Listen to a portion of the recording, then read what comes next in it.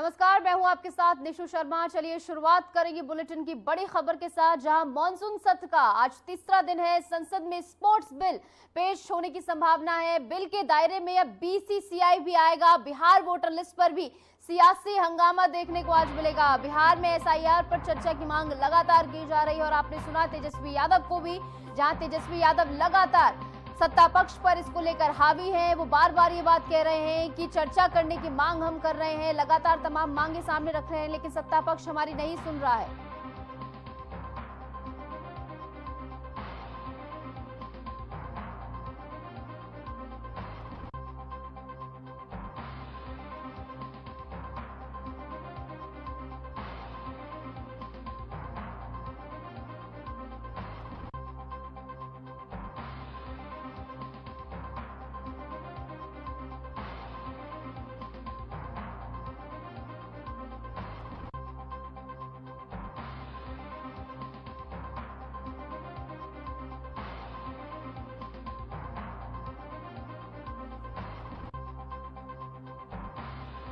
तो आज मॉनसून सत्र का तीसरा दिन है और 2 दिन आपने देखा है लगातार सत्र जो है वो हंगामेदार रहा है। सत्ता पक्ष और विपक्ष के बीच में एक तीखी बहस आपने देखी है और ऐसे में आज बताया जा रहा है कि स्पोर्ट्स बिल संसद में पेश होने की संभावना है और इसके तहत बीसीसीआई यानी board of cricket council of India भी इसके अंतर्गत अब आएगा। और मॉनसून सत्र का तीसरा दिन आज कितना हंगामेदार रहता है, ये देखना भी बेहद महत्वपूर्ण होगा।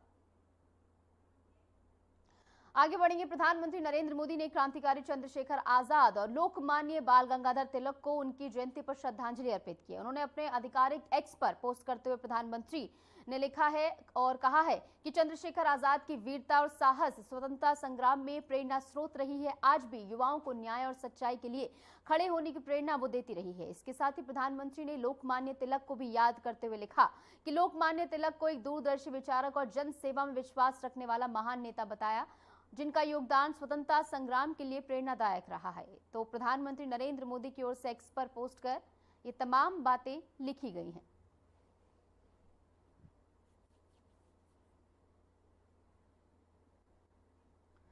तो वहीं मध्य प्रदेश के मुख्यमंत्री मोहन यादव ने सुप्रसिद्ध अभिनेता और निर्देशक अनुपम खेर की फिल्म तन्वी द ग्रेट को राज्य में टैक्स फ्री घोषित कर दिया है। मुख्यमंत्री ने फिल्म देखने के बाद अपने आधिकारिक एक्स अकाउंट पर इसको लेकर पोस्ट किया और जानकारी साझा की। पोस्ट में मुख्यमंत्री ने लिखा है कि आज भोपाल में सुप्रसिद्ध अभिनेता एवं निर्देशक श्री अनुपम खेर जी के साथ उनकी फिल्म तन्वी द ग्रेट देखने का अवसर मिला। फिल्म को मध्य प्रदेश में टैक्स फ्री करने की घोषणा करता हूं। सीएम मोहन यादव ने फिल्म को एक मार्मिक और प्रेरणादायक कृति बताया, जो एक आर्टिस्टिक बच्ची के संघर्ष और इसी के साथ संकल्प और सपनों को समर्पित है। उन्होंने कहा कि ये फिल्म समाज को विशेष बच्चों के प्रति अधिक संवेदनशील और मानवीय और सहृदय बनाएगी।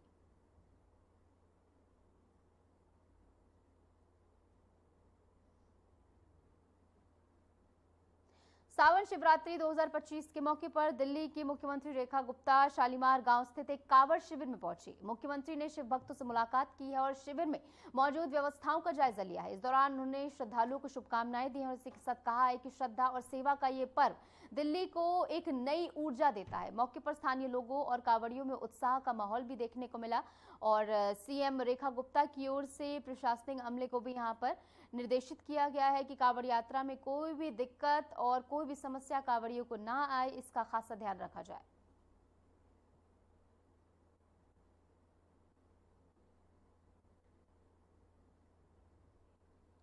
हरियाणा के मुख्यमंत्री नायब सैनी ने सावन शिवरात्रि के पावन अवसर पर प्रदेशवासियों को शुभकामनाएं दी हैं। मुख्यमंत्री ने अपने आधिकारिक एक्स हैंडल पर पोस्ट कर लिखा है, हर हर महादेव। सभी प्रदेशवासियों को सावन शिवरात्रि की हार्दिक शुभकामनाएं एवं ढेरों बधाई। मैं प्रार्थना करता हूं कि भगवान भोलेनाथ की कृपा से हरियाणा के सभी परिवारजनों का जीवन सुख, समृद्धि और शांति से परिपूर्ण हो।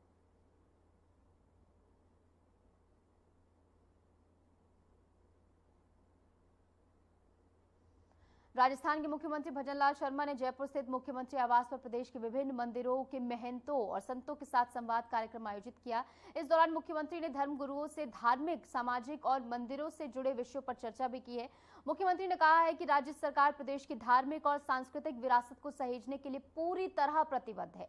उन्होंने महंतों से प्राप्त सुझावों की नीति निर्माण में सम्मिलित करने का आश्वासन भी दिया है। कार्यक्रम में संतों ने मंदिरों की व्यवस्था, तीर्थ स्थलों के विकास और धार्मिक आयोजनों के समुचित संचालन से जुड़ी कई महत्वपूर्ण बातें भी साझा की हैं। मुख्यमंत्री ने सभी संतों का आभार जताया और कहा कि धर्म और संस्कृति राज्य की आत्मा है, जिन्हें हर हाल में सुरक्षित रखा जाएगा।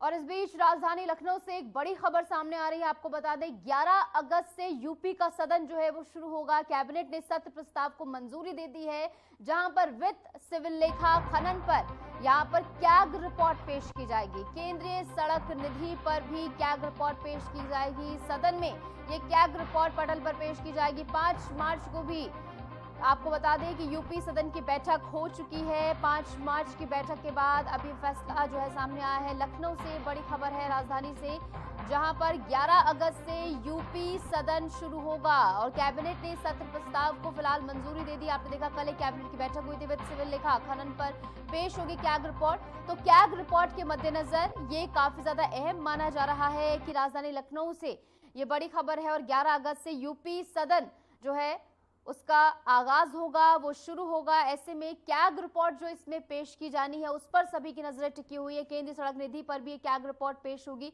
तो तमाम मुद्दों पर यहां पर कैग रिपोर्ट पेश होती हुई नजर आएगी। 11 अगस्त से यूपी सदन शुरू हो रहा है, इसकी शुरुआत हो रही है। ऐसे में सदन में क्या कुछ हंगामा आप देखेंगे, खासकर तब जब कैग रिपोर्ट पेश हो रही है। जो पूरा लेखा जोखा है, जो पूरा ब्यौरा है, वो इस कैग रिपोर्ट के जरिए पेश होता हुआ नजर आएगा। तो किस तरीके सत्ता पक्ष और विपक्ष हमलावर एक दूसरे पर होते हैं, देखना महत्वपूर्ण होगा। और इस बीच प्रयागराज से एक बड़ी खबर आपको बता दें, अब्दुल्ला आजम पर आज फैसला संभावित है, फैसला आ सकता है, इसकी संभावना है। फर्जी पासपोर्ट केस में आज सुनवाई होनी है। 2 पैन कार्ड केस पर ही फैसला आएगा। इलाहाबाद हाईकोर्ट की सिंगल बेंच इस पर फैसला सुनाएगी, यानी सिंगल बेंच की अगुवाई में ये सुनवाई होगी। अब्दुल्ला से जुड़े 2 मामलों पर यहां पर सुनवाई होनी है। एक तो फर्जी दस्तावेज है और एक 2 पैन कार्ड बनाने को लेकर ये पूरा मामला है, जहां पर आज प्रयागराज से बड़ी खबर आपको बता रहे हैं। सुनवाई इस पूरे मामले में होनी है। फर्जी पासपोर्ट केस में आज सुनवाई होगी। इसी के साथ 2 पैन कार्ड केस पर भी फैसला आएगा, यानी 2 मुद्दों पर यहां पर सुनवाई आज होनी है। अब्दुल्ला से जुड़े 2 मामलों पर आज सुनवाई होनी है और ऐसे में क्या कुछ फैसला कोर्ट की ओर सुनाया जाएगा, ये देखना महत्वपूर्ण होगा। फर्जी पासपोर्ट का एक केस और इसी के साथ अब्दुल्ला आजम पर आज फैसला संभावित है। इलाहाबाद हाईकोर्ट की सिंगल बेंच इस पूरे मामले में सुनवाई करेगी और ऐसे में क्या कुछ तथ्य इस दौरान सामने आएंगे, क्या कुछ खुलासे जो पुलिस की जांच में सामने आए हैं वो यहाँ पर देखने को मिलेंगे। देहरादून से एक बड़ी खबर आपको बता दें, जहां पंचायत चुनाव का पहला चरण कल से शुरू हो रहा है। कल शाम से प्रचार पूरी तरह थम जाएगा। आज पोलिंग पार्टियां रवाना कर दी गई है। पहले चरण में 17,829 प्रत्याशी चुनावी मैदान में अपनी किस्मत आजमा रहे हैं। चुनाव में 24 घंटे बिजली आपूर्ति के निर्देश दिए गए हैं। कहीं पर भी बिजली ना कटे, इसका ध्यान रखा जाएगा। पंचायत चुनाव के बीच आपदा प्रबंधन टीमें भी अलर्ट पर रखी गई है, क्योंकि लगातार बारिश जिस तरीके से हो रही, जनजीवन बुरी तरह प्रभावित हो रहा है। ऐसे में प्रशासन को पूरी तरह अलर्ट पर रखा गया है और इसी के साथ आज पोलिंग पार्टियां भी रवाना की गई हैं। पहले चरण में 17,829 प्रत्याशी चुनावी मैदान में हैं, चुनावी रण में हैं, जो अपनी किस्मत आजमाते हुए नजर आएंगे। पंचायत चुनाव का पहला चरण कल से शुरू हो रहा है और कल शाम आप देखेंगे जो प्रचार का शोर था वो पूरी तरह थम जाएगा और आज पोलिंग पार्टियां भी रवाना हो गई हैं। 17,829 प्रत्याशी चुनावी मैदान में हैं, जो कि अपनी किस्मत आजमाते हुए नजर आएंगे और देखना होगा जनता का क्या कुछ फैसला होगा, क्योंकि आपने देखा है धुआंधार तरीके से प्रचार जो है हुआ है। ऐसे में कल शाम ये प्रचार थम जाएगा। और इस बीच वक्त तो चला एक छोटे से ब्रेक का, ब्रेक के बाद फौरन हाजिर होते हैं।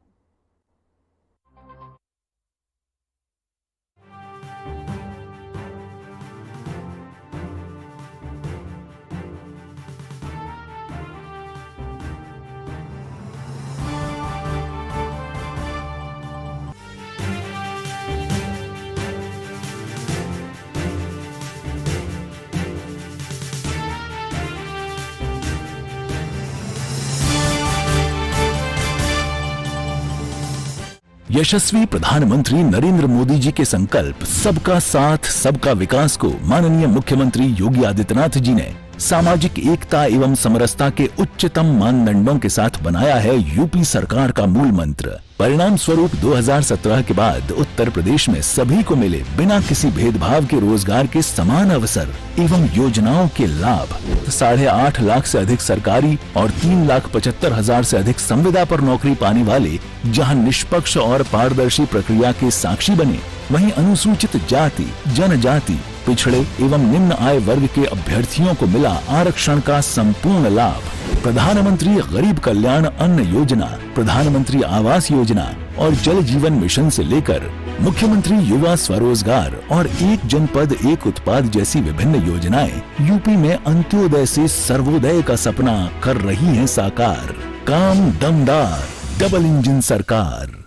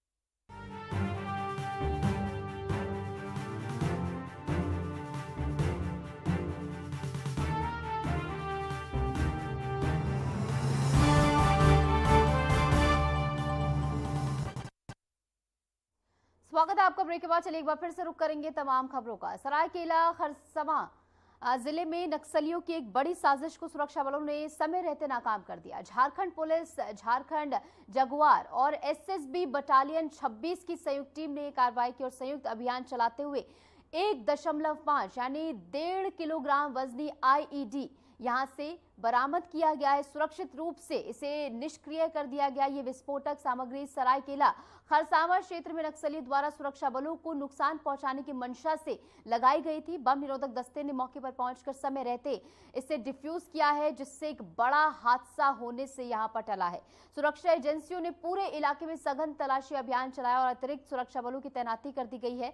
अधिकारियों ने इसे सुरक्षा बलों की सतर्कता और समन्वय की बड़ी सफलता बताया है और ये बड़ी सफलता है भी, जिस तरीके से लगातार सतर्क यहां पर तमाम अधिकारी हैं। सुरक्षा बल लगातार यहां पर जुटे हुए हैं कि नक्सली प्रभावित इलाकों को जल्द से जल्द नक्सली मुक्त बनाया जाए। ऐसे में लगातार संयुक्त ऑपरेशन चलाए जा रहे हैं और इस बीच झारखंड पुलिस, झारखंड जगुआर और एसएसबी बटालियन 26 की संयुक्त टीम ने यहां पर संयुक्त अभियान चलाया, जिसमें 1.5 किलोग्राम वजनी आईईडी को सुरक्षित रूप से डिफ्यूज किया गया है। यानी आप समझेंगे 1.5 किलोग्राम के आईईडी से एक भारी तबाही हो सकती थी और यही विस्फोटक सामग्री सरायकेला खरसावां क्षेत्र से नक्सलियों द्वारा जो यहां पर लगाई गई थी उसे सुरक्षित रूप से डिफ्यूज किया गया और इससे बड़ा हादसा हो सकता था आने वाले समय में अगर इसे डिफ्यूज ना किया जाता। लेकिन यहां पर सुरक्षा बलों की सतर्कता और समन्वय के चलते ये बड़ी सफलता उनके हाथ लगी है और अधिकारियों की ओर से भी लगातार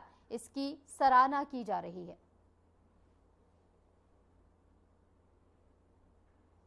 तो सरायकेला में नक्सली साजिश को नाकाम किया गया है। बलिया से खबर आपको बता दें, जीआरपी गोरखपुर रेंज के पुलिस उपाधीक्षक सवी रत्न गौतम ने जानकारी साझा की है कि चेकिंग अभियान के दौरान साबरमती एक्सप्रेस ट्रेन से एक यात्री के पास से 1,80,00,000 रुपए नगद बरामद किए गए हैं।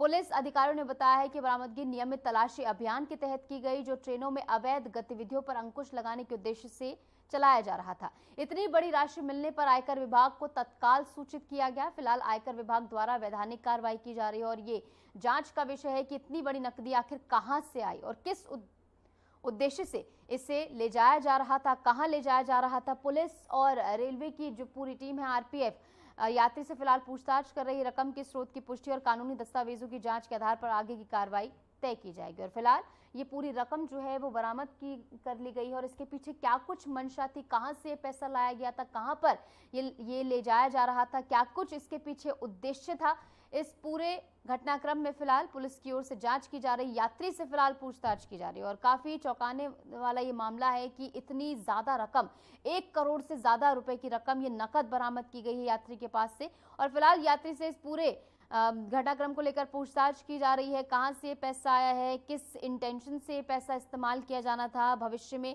इस पूरे मामले को लेकर फिलहाल यात्री से पूछताछ की जा रही है। और पुलिस की कार्रवाई भी लगातार जारी है। और इसके पीछे और कौन कौन लोग छिपे हो सकते हैं उसके बारे में भी पुलिस फिलहाल पूछताछ कर रही है यात्री से। और जैसे कि आप देख सकते हैं तस्वीरों में, भारी मात्रा में यहाँ पर नकदी बरामद की गई है। 1 करोड़ से ज्यादा रुपए ये बताए जा रहे हैं। और साबरमती ट्रेन से करोड़ों की बरामदगी यहाँ पर हुई है। और इसके मिलने के तुरंत बाद आयकर विभाग को इस बारे में सूचित किया गया। और इस बाबत सूचित करने के बाद आयकर विभाग मौके पर पहुंचा है। 1 करोड़ 80 लाख रुपए यहाँ से बरामद हुए हैं। और जैसा कि आप देख सकते हैं, ठूस ठूस कर बैग में जो है नोट भरे हुए हैं। और किसी को पता ना लगे, बेहद ही शातिर तरीके से कपड़ों के नीचे पैसे छिपाए हुए थे। लेकिन जो यहाँ पर चेकिंग अभियान चलाया जाता है, नियमित चेकिंग अभियान, ताकि कोई भी अवैध गतिविधि रोकी जा सके, और उसी अभियान के तहत यहाँ पर चेकिंग जब की गई तो बैग में भारी मात्रा में नकदी यहाँ से बरामद हुई है। और कहा जाए कि पुलिस की भी बड़ी सफलता है, क्योंकि इन पैसों का इस्तेमाल किसी गलत चीज के लिए भी होना था संभावित, क्योंकि इतनी बड़ी रकम अगर कोई यात्री ले जाता है छिपाकर तो उसके पीछे अंदेशे कई होते हैं। आगे बढ़ेंगे। सावन शिवरात्रि 2025 के पावन अवसर पर हर की पौड़ी पर आस्था का सैलाब उमड़ पड़ा। हजारों की संख्या में शिव भक्तों ने गंगा में आस्था की डुबकी लगाई है। बाबा भोलेनाथ का जलाभिषेक करने के लिए पूजा अर्चना की है। तड़के भोर से ही हर की पौड़ी और आसपास के घाटों पर श्रद्धालुओं की भीड़ जुटनी शुरू हो गई। पुलिस प्रशासन और स्थानीय प्रशासन द्वारा सुरक्षा के पुख्ता इंतजाम भी किए गए। ड्रोन कैमरों से निगरानी के साथ साथ घाटों पर एनडीआरएफ और जल पुलिस की तैनाती की गई। शिवरात्रि पर स्नान के लिए देश भर से श्रद्धालु हरिद्वार पहुंचे हैं, जिससे शहर का माहौल पूरी तरह भक्तिमय हो गया। गंगा स्नान के बाद श्रद्धालुओं ने शिव मंदिर में जल चढ़ाकर विशेष पूजन भी किया है। और ऐसे में आप देख रहे हैं, गंगा में लगातार सुबह तड़के से ही डुबकी लगाने का सिलसिला जो है जारी है। सावन शिवरात्रि पर जल सैलाब उमड़ता हुआ नजर आया। हर की पौड़ी पर आस्था का सैलाब इस कदर उमड़ा कि पूरा वातावरण जो है वो भक्तिमय हो उठा। और बेहद ही खास और बेहद ही सुंदर तस्वीरें घाटों से भी सामने आई हैं, जो कि आप टीवी स्क्रीन पर देख रहे हैं।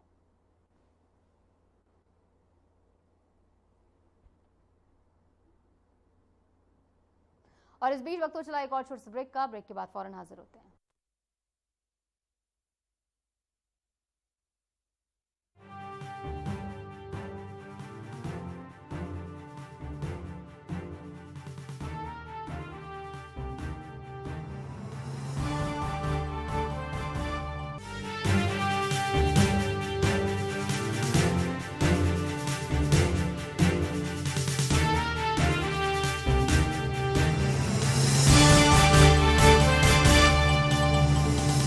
नवाचारी और नवोन्मेषी शिक्षा व्यवस्था से युवाओं की आशाओं को नई उड़ान दे रहा है नया उत्तर प्रदेश। ग्रामीण परिवेश हो या फिर नगरीय क्षेत्र, गुणवत्ता युक्त शिक्षा बनी है नए उत्तर प्रदेश की पहचान। स्कूल चलो अभियान और शारदा प्रोग्राम जैसे अभिनव प्रयासों से ड्रॉप आउट दर में आई है उल्लेखनीय गिरावट। ऑपरेशन कायाकल्प और टैबलेट वितरण जैसे कदमों से डिजिटल शिक्षा को मिले हैं नए आयाम।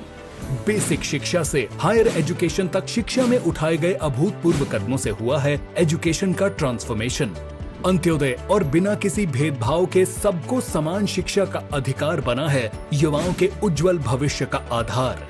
वर्ष 2017 के बाद डबल इंजन सरकार के अभिनव प्रयासों ने नए उत्तर प्रदेश की शिक्षा व्यवस्था में किया है युगांतकारी ट्रांसफॉर्मेशन। समान शिक्षा का अधिकार, डबल इंजन सरकार।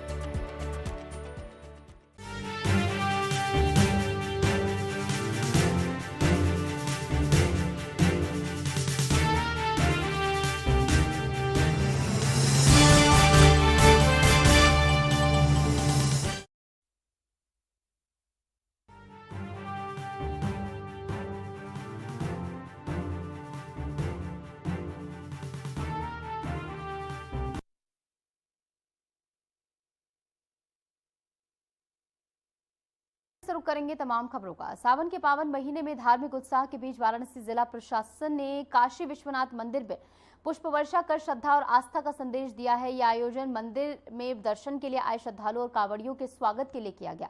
जिला प्रशासन के अधिकारियों की मौजूदगी में मंदिर प्रांगण में फूलों की वर्षा की गई, जिससे माहौल और ज्यादा भक्तिमय हो उठा।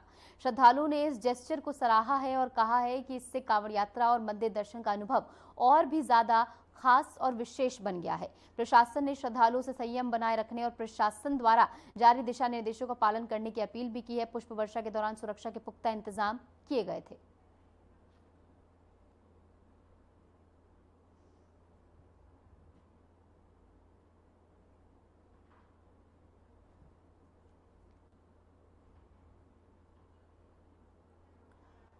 और बात करें राष्ट्रीय राजधानी दिल्ली की, तो दिल्ली के कुछ इलाकों में हल्की से मध्यम बारिश दर्ज की गई है, जिससे मौसम सुहावना हो गया है। बारिश के चलते तापमान में भी गिरावट दर्ज की गई है। बारिश के कारण राजधानी में ट्रैफिक पर आंशिक असर भी पड़ा है, लेकिन लोगों ने मौसम का लुत्फ उठाते हुए राहत की सांस भी ली है, क्योंकि लगातार गर्मी से लोग जूझ रहे थे। मौसम विभाग ने अगले 24 घंटों में और बारिश होने की संभावना जताई है।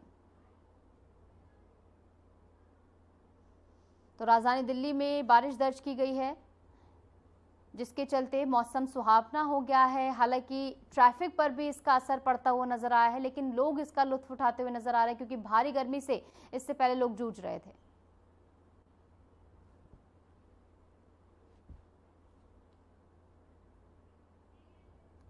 उत्तर प्रदेश के पश्चिमी इलाकों में मौसम ने करवट ली है और कई हिस्सों में बारिश दर्ज की गई है। नोएडा के सेक्टर 75 समेत कई इलाकों में हल्की से मध्यम बारिश हुई है, जिससे गर्मी से राहत मिली है और मौसम सुहाना हो गया है।